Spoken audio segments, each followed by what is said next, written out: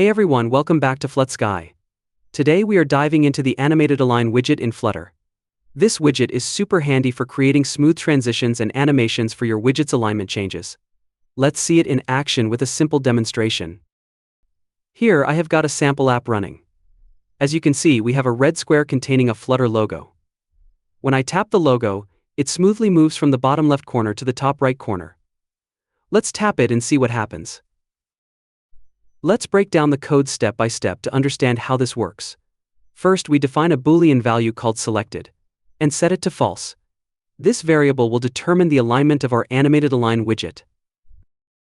Next, we have a GestureDetector that listens for tap events.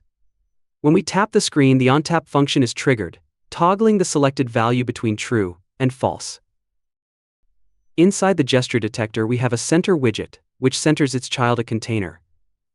This container has a fixed width and height of 250, and a red background color. The container's child is the AnimatedAlign widget. Alignment. The alignment property is set based on the selected value. If selected is true, the alignment is alignment.top-right, otherwise it's alignment.bottom-left. You can change these alignments to other values like alignment.top-left or alignment.bottom-right to create different animations. Duration. The animation duration is set to 1 second. You can adjust this duration to fit your needs, making the animation faster or slower as required. Curve. We are using curves.fastOutSlowIn for a smooth animation effect. Other curve options include curves.bouncing, curves.bounceout, and many more, each providing a unique animation style. You can discover these by yourself. Child. The child of AnimatedAlign is a Flutter logo widget with a size of 50.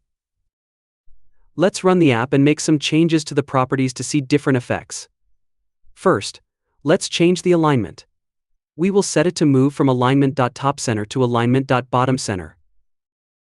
Also, let's change the duration to 2 seconds to make the animation slower. And here we change the curve to curves.bouncing for a different animation style. You can see the Flutter logo moves according to the changes we have made to it. And that's it.